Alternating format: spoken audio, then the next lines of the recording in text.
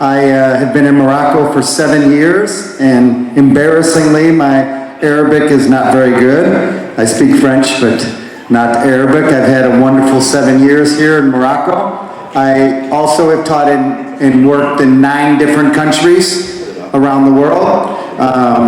Of course, the United States, and then in Latin America, Asia, here in Africa. And so I've had a long 36-year career in education.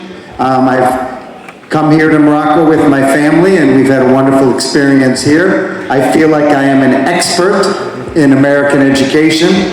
I started a school in Milwaukee. America has a wonderful education system for the most part, but like any country, we have a lot of challenges. And so today I'd like to talk a little bit about the structure of American education, what works, and to be honest, what doesn't work, and then some of the strengths and maybe some things that other countries can learn from the American system.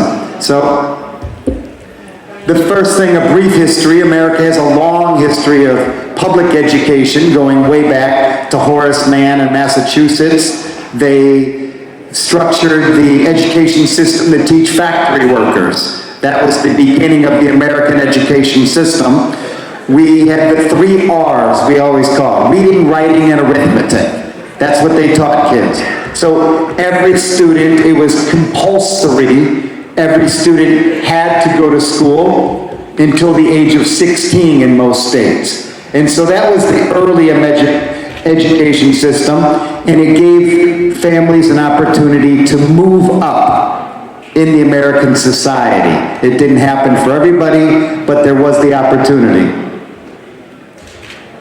Now, some basic facts. Maybe you know, maybe you don't know about American education. The first is that America is the only country that does not have a national education system. America has 50 because we have 50 states. So each state has its own education system. Now, when Donald Trump takes office on Monday, one of his plans is actually to eliminate the federal Department of Education. We'll see if he does it. But the federal Department of Education does not have control over schools. It is the governor, it is the Secretary of Education in each individual state. Another thing is that there is not one national curriculum. We have 50 different curriculums in America, which gives local control, but it makes it very difficult to know standards because kids are learning different things in different states. Another thing is America has a long history of private schools. Traditionally, a lot of them were Catholic schools. My father, my mother, they went to Catholic schools growing up, and that was very popular. But there are many different types of private schools in America. However, about 80 to 90% of children do go to public schools in America. All right, and why they did this, as Kareem mentioned, is innovation. Okay? The private schools have more flexibility in America than the public schools. The public schools are weighed down by a great deal of bureaucracy. So private schools, as I mentioned, they're either usually Catholic schools or they're very expensive schools. $40,000, $50,000, $60,000 a year these schools are, so only certain families can pay those rates. But in the last 30 years, the public schools, especially in cities, I was in Chicago and I was in Milwaukee, the city schools are often, honestly, they're terrible. They're really weak schools. And so they came up with a system. Those families cannot afford private school, so they came up with either what's called charter schools or voucher schools. I worked at both types of schools. This gave families who did not have the income, but were living in tough neighborhoods, they're sending their kids to terrible schools, options, and it brought competition to education. So where I opened a school in Milwaukee, every single family was below the poverty line. 80% of them were immigrants from Mexico. But our school is one of the top schools in the state because we loved our kids and we pushed them very hard. The local public school, right down the road. This is an elementary school for little kids. This school had an armed security guard, bulletproof glass, searching kids when they came in. This was an elementary school.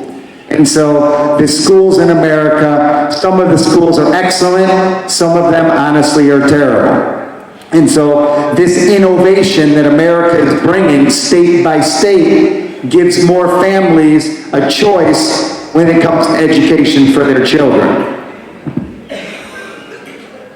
American universities are still the best in the world. Many Moroccan students, African, European even, Asian, they want to go to America.